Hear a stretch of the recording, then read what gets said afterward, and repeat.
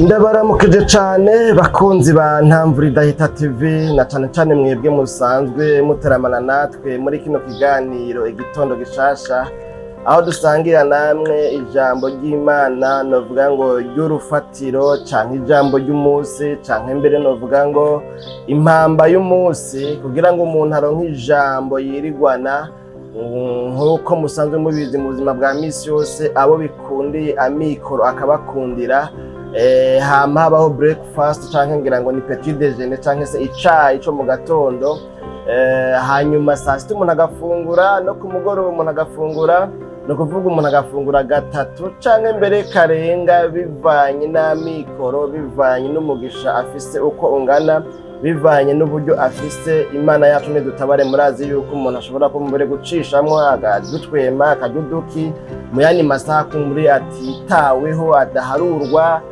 kumbure mu biringo bikuru umuntu afungura. Rero iki kiganiro igitondo gishasha niyo ntumbero gifise, gitumbereye kuganira namwe ijambo ryo mu gatondo ngo kuri Ntamvura Idahita TV uharonka ijambo, kuri Ntamvura Idahita TV tugutekerera ijambo na twebwe turyitekerera kugira ngo ribe ijambo ryo kuzirikana ko Imana yacu nidutabare. Bene data bakunzi ba kino kiganiro igitondo gishasha cacu cuno musi ni jewe Ijambo Imana irambona rero ngarutse kugira ngo dusangira aya majambo. Ni jewe mukunze guteramana nawe igihe cose kiba catunganijwe, igihe cose kiba categuwe, ni jewe nongera kandi nkakibashikiriza. None rero ndafise amajambo ngomba ko dusangira kandi tugiye kuzomara iminsi tuyasangira mu bice bishika muri 8 kumbure n'uduparti 8 tuzosangira kwano majambo, ariko kandi tutabarambira tutabatwara umwanya muniniya. Turazi ko umwanya ari amafaranga, turazi ko umwanya ari wo mubyaza umusaruro, turazi yuko twese mwese dutunzwe canke mutunzwe no gusatira niko abandi bakunda kuvuga. Rero n'amajambo abonekana mu butumwa bwiza bwa Yesu Kristo uko bwanditswe na Matayo, umwe muri za ntumwa 12 Yesu yagendana nazo, yari yaratoye ngo zibane nawe zigendane nawe babe abigishwa biwe nawe ababere unovuga ngo master maître wabo, ababere rabbi, ababere umwigisha, nabo babe umwigishwa, nabo babe abigishwa biwe. Imana yacu nidutabare. None rero dusome duhereye ku murongo wa mbere aha tugarukirize ku murongo wa gatatu. No musi dusome umurongo wa mbere n'uwa kabiri n'uwa gatatu tuvugane agace agaparti kuno musi. Ni ndanze y'amajambo ivuga ngo Yesu yerekana abahirwe abo aribo. Umurongo wa mbere, abonye iryo shengero aduga umusozi, amaze kwicara abigishwa biwe baramwegera, yanzika kuvuga arabigisha. Umurongo wa gatatu rero niwo turonderamwo ijambo ry'uno munsi, ati hahirwa aboro mu mitima yabo kuko ubwami bwo mwijuru ari ubwabo. Imana yacu nihimbazwe. Bakunzi b'ikiganiro igitondo gishasha cacu cuno musi, n'aya majambo dusomye kandi ukurikiranye neza ukaraba, hari mu misi ya mbere Yesu yaratanguye igikorwa camuzanye mw'isi. Ni mu misi ya mbere ya ministere yiwe aho yigishije ngo ishengero rinini ryari rimukoranije, hanyuma ababwira amajambo ngo yanzika kuvuga arabigisha. Aha twabonye ngo abonye iryo shengero aduga umusozi, amaze kwicara kuri uyo musozi rero ngo abigishwa biwe baramwegera, kuvuga baramukikuza, muravyumva nyene babandi. Hanyuma ngo yanzika kuvuga arabigisha. Imana yacu nihimbazwa. Aya majambo dusomye ni amwe mu majambo abasesanguzi mu bya Bibiliya, abakurikiranira hafi bya Bibiliya bataziriye ngo ni inyigisho zo ku musozi. Izo nyigisho zo ku musozi turifuza kuzozivugana zose rero cette fois-ci zose mu kiganiro umutsima w'ubugingo mu buryo bw'inyigisho kugira ngo tuzigire hamwe, novuga ngo tuzivuge ko tutiruka tutihutagiza nk'uko twihuta muri kino kiganiro igitondo gishasha. Hanyuma rero ngaha aya majambo atangurira ngaha nyine kuno murongo wa mbere muri kino gice ca gatanu, hanyuma akabandanya n'igice ca gatandatu, hanyuma akabandanya n'igice c'indwi cose. Ni ukuvuga izi nyigisho zo ku musozi, kubera ko ngo Yesu yazigishije ari ku musozi, baje bavuga ngo ni inyigisho zo ku musozi, ni inyigisho yigishirije ku musozi kandi ziri hamwe zifatanye. Ni ukuvuga yaricaye arigisha iyo kirute yose ayivuga mwano majambo. Nimwagomba muze muyasome muhereye ku murongo wa mbere wa kino gice ca gatanu mu butumwa bwiza bwa Yesu Kristo uko bwanditswe na Matayo, mubandanye n'igice ca gatandatu, mubandanye n'igice c'indwi cose muzobona ayo majambo, kuko muzobona mu gice c'indwi bambe nako c'umunani umurongo wa mbere havuga ngo amanutse uwo musozi ishengero ryinshi riramukurikira. Ni ukuvuga wa musozi yaduga, yabonye ishengero ryinshi, aduga umusozi aricara, abigishwa baramukikuza biwe, hanyuma yanzika kwigisha rero rya shengero, hanyuma arigisha muri ibi bice byose bindi, nta namwe berekana yuko rero yamanutse ngo ave kuri wa musozi. Hanyuma ngaha ku murongo wa mbere niho rero tubona havuga ngo amanutse uwo musozi ishengero ryinshi riramukurikirana. Kuvuga rya shengero twabonye ryari rimukikije igihe yatangura izi nyigisho. Imana yacu nihimbazwa. Izi nyigisho rero zirahambaye cyane, ni inyigisho z'urufatiro, ni inyigisho umwigisha wese canke umurongozi w'ishengero wese yarakwiye kumetriza, yarakwiye gukuramwo ntuzeye novuga ngo ingingo ngenderwako za doctrine y'ishengero arongoye canke ministere arongoye. Kandi sabarongozi gusa, sabigisha gusa, ahubwo ni inyigisho umukristu wese canke umwigishwa wa Yesu Kristo wese yarakwiye kugira urufatiro rwiwe, zikaba arizo agenderako, kuko tuzisangamwo novuga ngo intimatima canke se novuga ngo nwayo y'ibyo Yesu Kristo yaraje kwigisha ngaha mw'isi. Kandi bitwereka ingene umuntu aca ku ntambwe zitandukanye, akava ku ya mbere agashika ku ya nyuma kugeza ashitse mu bwami bwo mwijuru.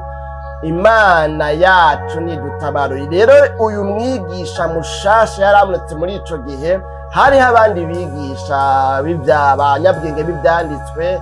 Murazi ko hariho abafarisayo, hariho abasadukayo, hariho abaherezi. Abo bose bari bafise inyigisho zabo bigisha, kandi muri ico gihe umwigisha wese yagira abamuyoboka, abigishwa biwe, ses disciples. Uyu rero yarafatwa nk'umwigisha mushasha yadukanye, munyemerere mvuge nkoresheje iyo mvugo, yadukanye doctrine yiwiwe, akigisha bizi ibintu bya filozofi. Murabizi ko hariho ba Sartre n'abandi ba Plato n'abandi, aho umwe wese wasanga afise inyigisho ziwe novuga ngo sa filozofi, hanyuma akayidemontra, abayikurikira bakaca bitwa abigishwa biwe, bakaba abadisciple biwe. Imana yacu nidutabare bene data bakunzi ba kino kiganiro igitondo gishasha, twogira ko tubwira mwebwe ari rya mbere mwumvirije canke se mukurikiranye ibiganiro byacu ko mwofyonda kuri sabone canke subscribe, kugira ngo muzoze murakurikirana ibiganiro byacu. Turafise ibiganiro byinshi ducisha kuri runo rubuga gutwa Ntambwe TV, muri kino kiganiro igitondo gishasha, no mu kiganiro umutsima w'ubugingo, no mu kiganiro yaga muganga, tuganira ibijanye n'amagara y'abantu kugira ngo tumenye ingene twobungabunga amagara meza, hamwe no mu kiganiro utuntu n'utundi turabira hamwe rero inyigisho zitandukanye n'impanuro zitandukanye zodufasha kubaho neza. Hanyuma rero ngaha twabonye rero yavuze ngo abahirwe mu bwami bwo mwijuru abo ari bo Imana yacu nihimbazwe. Ngaha twabonye umurongo rero ugira gatatu yavuze ngo hahirwa aboro mu mitima yabo kuko ubwami bwo mwijuru ari ubwabo Imana yacu nihimbazwe. Bene data bakunzi ba kino kiganiro igitondo gishasha cacu tuno munsi, muri kino kiganiro rero tudahava dutebamwo, duhava dusozera mu kanya, mbazaniye kano gace ka mbere muri buno buce 8 tuzovuganako, aho ntumbereye kubereka ingene Yesu mu nyigisho ziwe za mbere yerekanye abahirwe mu bwami bwo mwijuru, mu bwami bw'Imana. Imana yacu nidutabare yarazanwe no kubigisha no kubahindura ab'ubwami bw'Imana. Rero ngaha ariko arabwira abamwemeye, abamuyobotse, abemeye kuba abigishwa biwe, abemeye kuba abayoboke biwe, abadisipure biwe. Azanywe rero no kubabwira abahirwe mu bwami bwo mwijuru ukuntu bameze. Kino gihe ndemeza neza ko hariho ubusumbasumbane mu maklase sosiyale, mu mirwi, mu ukuntu abantu barutarutana. Urumva ko hariho abaherezi, hariho abanyabwenge b'ibyanditswe, abasadukayo, abafarisayo, hariho abakire, abatunzi, hariho aboro, abo usanga ari aboro ari abatinde, novuga ngo ibintu nyene nk'ibyo.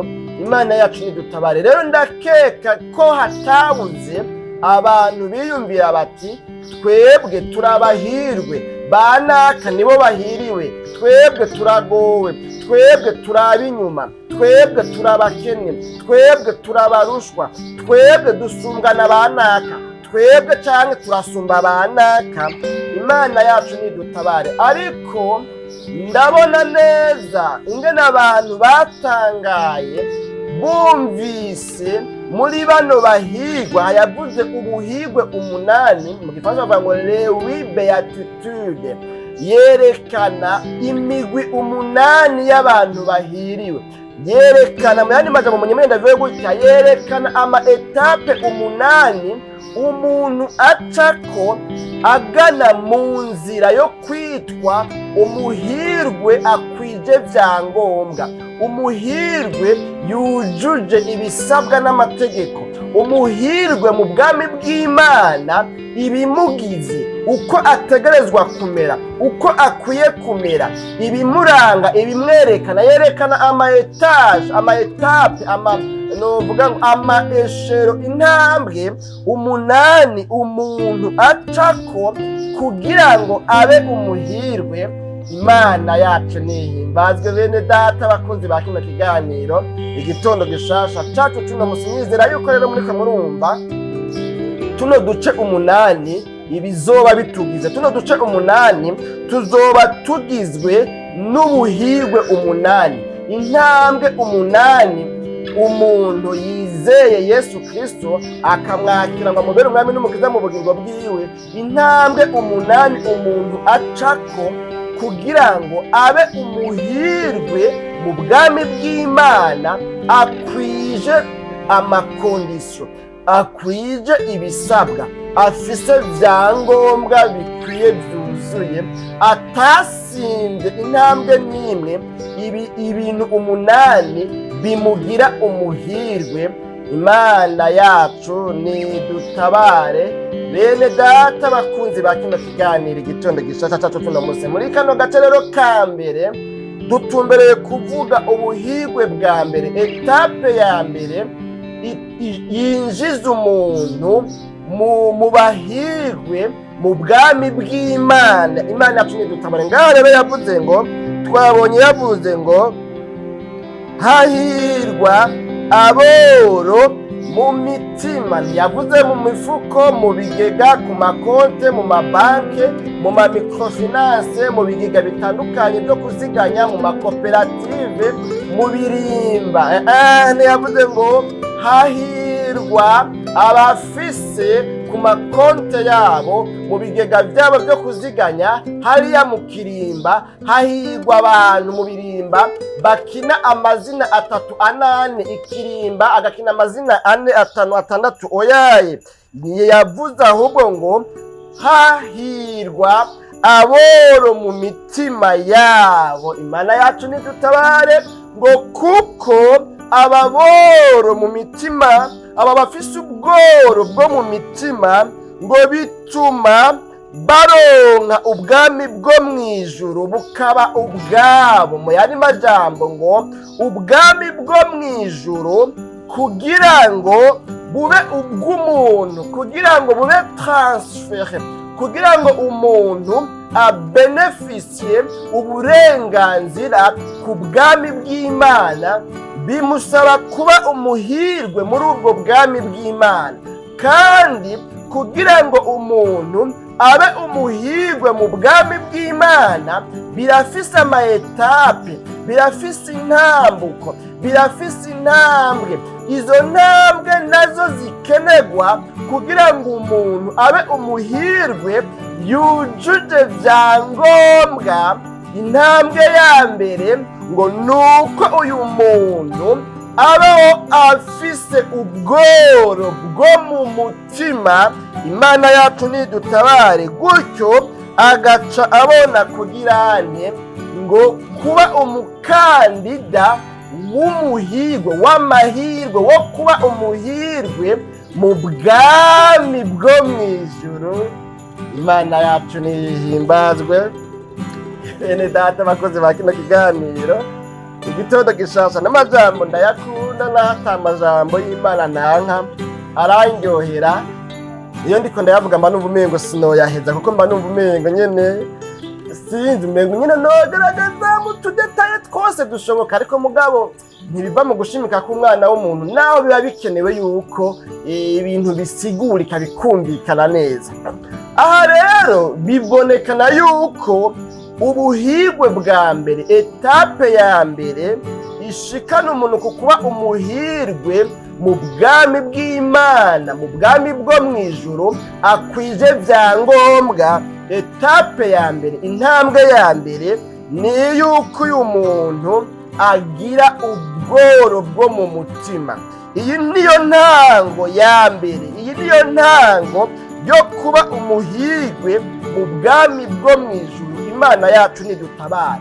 Vyerekana mu yandi majambo ko yariko arababwira ngo mwebwe mwemeye kuba abigishwa banje, ikintu ca mbere musabwa ni ukurokonesa ubworo bwo mu mutima. Ntibikunda ko umuntu aba umwigishwa wanje atabanje kumva yuko hariho ubworo mu mutima afise, atabanje kumva yuko ari umugorwa mu mutima, atabanje kubona yuko hariho ico ahajije mu mutima. Kugira ngo bikunde umuntu abe umuhirwe mu bwami bwanje, jewe umwigishwa wanyu, uyu muntu bisaba yuko abanza akabona ko hariho ico ahajije, akabona yuko hariho ico abura kugira ngo yinjire mu bwami bwo mwijuru. Ubu bwami bw'Imana nzanwa no kubigisha, mwashengero rinini yari nkikuje. Ubu bwami bwo mwijuru ngomba yuko mwinjiramwo, ngomba yuko mubamwo, ngomba yuko muba abakandida muri bwo. Ubu bwami ntibikunda yuko utangura urugendo rukwinjiza muri bwo, rukuganisha mu kuba umuhirwe muri ubwo bwami, utabanje kumva yuko ukenye, utabanje kumva yuko hariho ibyagutandukanije n'umwami n'ubu bwami.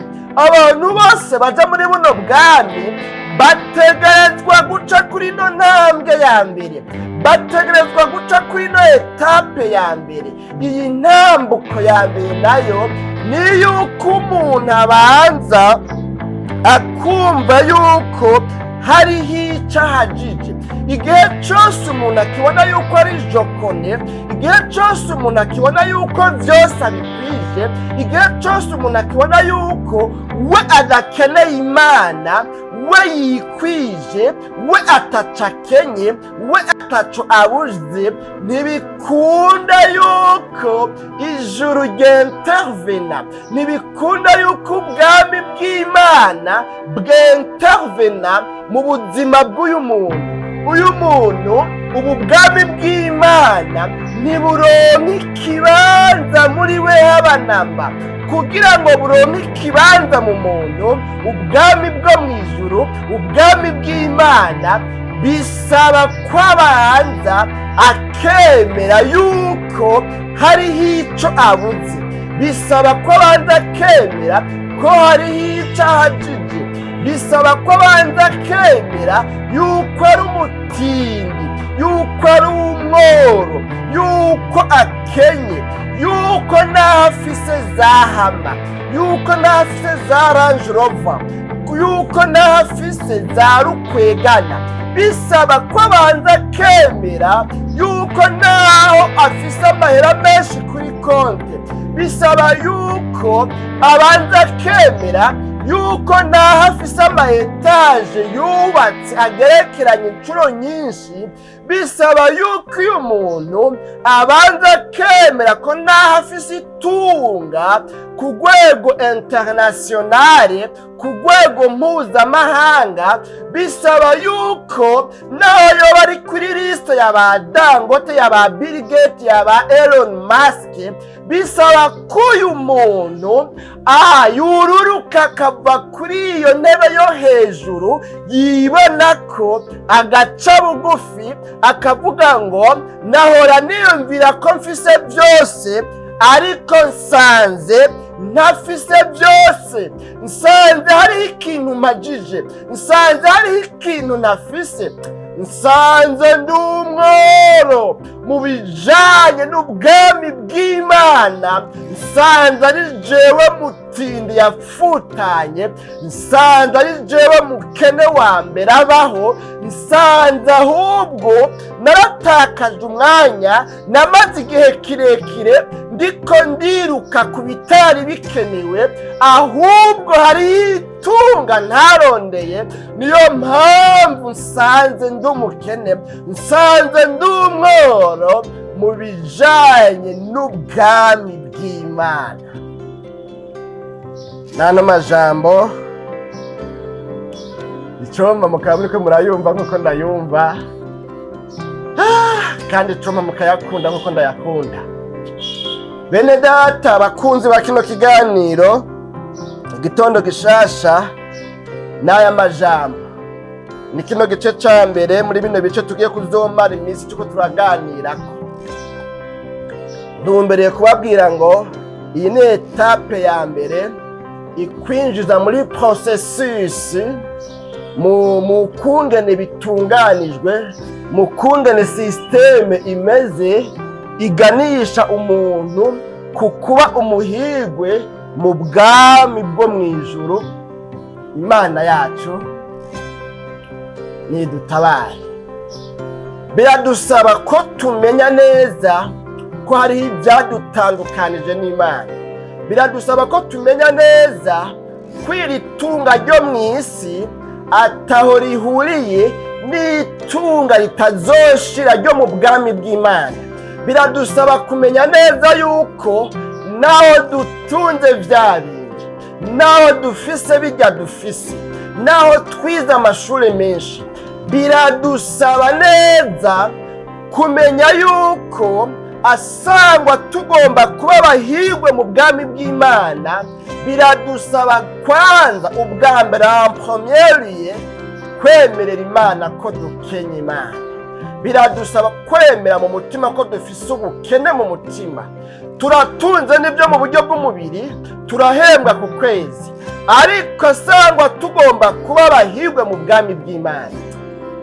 Biradusaba kwemera yuko turabakene mu by'urugendo ruja mu ijuru, biradusaba kwemera yuko hariho ibyadutandukanije na rino tunga ryo mu bwami bw'Imana. Biradusaba kwemera yuko hariho ibyadutandukanije n'Imana umuremyi wacu.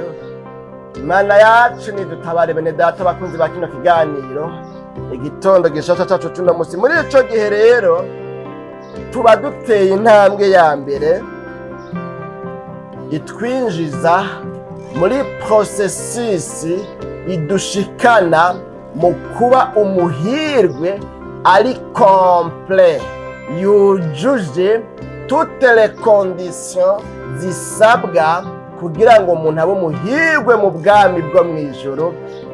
Imana yacu nidutabare bene data bakunzi ba kino kiganiro, igitondo gishasha cacu c'uno munsi. Ndabona umwanya twifuza gukorera kuri kuregereza, tugomba kugarukiriza ngaha kugira ngo tudosubira tubishimike ko neza mu kiganiro umutsima w'ubugingo. Nitwabashikiriza zino nyigisho zose, naho nyine nibaza ko bitoroshe kubera yuko muri programme y'ingene umutsima w'ubugingo uzoba utunganijwe, utu duparti twose 8 tuzotuvuga mu kiganiro kimwe. Sinzi rero ko bizohava byoroha ko dufata buno buparti bwose tukavugira ikiganiro kimwe, hanyuma mugabo kandi tukaronka umwanya wo kubitsimbataza. Ariko naco byose n'iby'iwacu tuzoraba ingene tubigenza. Ni hano ngomba kugarukiriza. Bizera ko wamaze kumva ijambo ry'uno munsi, ico wosengera, ico worondera, ico wokwinginga Imana uyibwira. Abantu benshi bavuga ko bari mu rugendo ruja mu ijuru, ariko ndakeka ko hariho ababivuga mugabo barutanguye nabi. Aha niho urugendo ruja mu ijuru rutangurira. Aha niho kuba umwigishwa wa Yesu Kristo bitangurira. Urugendo ruja mu ijuru rutangurira hanyene naha ubanza kurokonesa ubupfu bwawe, ubanza kwemera yuko uri umunyabyaha, ubanza kwemera yuko ukeneye Imana, ubanza kwemerera Imana yuko usanze ataco wewe umaze, ubanza kwemerera Imana ko usanze ibyo wakorokeyemwo, ibyo wakuriyemwo, ibyo urimwo, ibyo wamamwo byakugize umukene, kuko byatumye ukena Imana. Watunze ibitari byo, uhusha ibyo wari ukwiye gutunga bya nyabyo by'ukuri. Imana yacu nidutabare. Muri iyo ntumbero rero, umaze gutera iyo ntambwe ubu bitanguye neza, kuko uba wugururiye umutima Imana ngo ehera ubukene mfise Mana, ndagukeneye, ndakeneye ubwami bw'Imana muri jewe. Muri ico gihe twabonye ngo umuntu afise ubworo bwo mu mutima kandi abwemera akaburukonesa, akabwemerera Imana, uyu muntu ngo ubwami bwo mwijuru ni ubwiwe. Imana yacu nihimbazwe. Murabyumva? Umuntu ngo ateye ino ntambwe yo kwemerera Imana yuko akenye Imana, ayikeneye, afise ubworo bwo mu buryo bw'ikemo, bwo mu buryo bw'umutima, aho hantu ngo ubwami bw'Imana buca butangura kuba ubwiwe.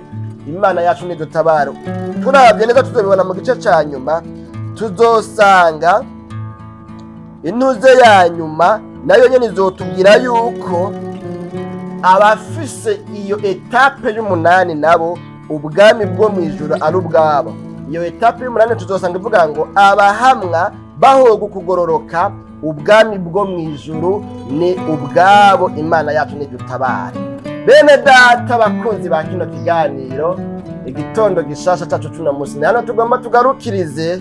Nizera ko wumvise ikintu ca mbere co kwinjiza mu rugendo ruja mu ijuru. Ushobora kuba usanzwe uri muri byo, ariko ukaba wabitanguye nabi. Ushobora kuba utarabitangura, utarakira Yesu Kristo nk'umwami n'umukiza mu bugingo bwawe. Nawe aha niho bitangurira. Ababitanguye nabi barashobora gusubiramwo bakabitangura neza. Nabanye n'umupasitori Zambia, intahe yiwe ivuga ko yabatijwe kabiri kose. Ubwa mbere yabatijwe akiri umwana ntiyari bwamenye ibyo ari byo. Mbere yabatijwe gatatu. Ngo akiri umwana baramubatije mu ishengero risanzwe ribatiza inzoya. Hanyuma amaze gukura ngo arinjira mu baporoti, mu bakizwa, naho ngo ariga igice za nyigisho z'umubatizo arabatizwa. Mugabo naho nyene ngo mu buryo bwa adolescence, mu buryo bw'ikiryoha bw'ubuyabaga nyene abona ko umengo abigiye ko nyene gutyo nyene ko biryosha ari ntenerwa ari vyiza kugira ngo umuntu abe mu Kristo. Mugabo mu nyuma ngo agendererwa n'Imana, amenya neza ico ari cyo ngo umubatizo wo mu mazi menshi usigura ko umuntu yemeye kwihana hanyuma akemera gupfana na Yesu Kristo no kuzukana nawe akabicaremwe gishasha. Atavuga ati bwa buri naho nabatijwe sinabatijwe nemeye bijya bano ibi bintu sibyo nari nemeye, nabatijwe nyine kubera yuko umengo n'ubushitsi cagezwe. Ubu rero ndamenye icarico nkurikirana. Aca arabatizwa ubugira gatatu. Birumvikana yuko rero umuntu ashobora kugira gusubira inyuma akabitangura neza, ugafata ingingo yo kuvuga ngo nemeye ko nkenye Imana, ndacara umugorwa, ndacara umurushwa muri runo rugendo, ndakeneye Imana. Imana tunidutabare. None rero reka tugarukirize ngaha, turabona ko iminota 30 isa n'ikwiye. Dusenye Imana, tuzosura mu kiganiro cy'ubutasi mave ntwara umwanya munini ya cane. Bene data bakunze ba kino kiganiro, rero birashoboka yuko ubitangura neza. Utari bwa bitangure nawe birashoboka yuko ubyinjiramwo neza. Ni hano ukwiye kwemerera Imana, ugatera intambwe ukavuga ngo ndemeye ko ndi umworo, ndumukene, ndumutindi yafutanye, ndi kure y'Imana, nigijwe kure y'Imana kubw'ivyaha byanje. Hanyuma ukabwira Imana, ukihana, ugacubabara, ugaca bemerwa n'Imana.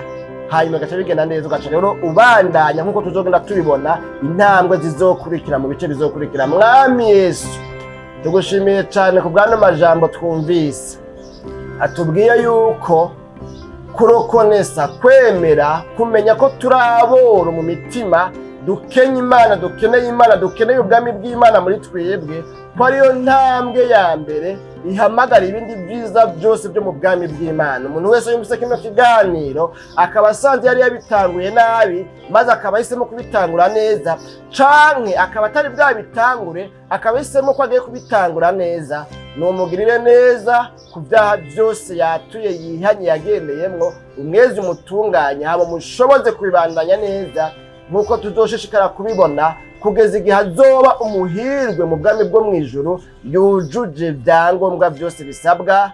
Mu izina ryawe gera Kristo Yesu niho tubisabye tubyizeye, amen.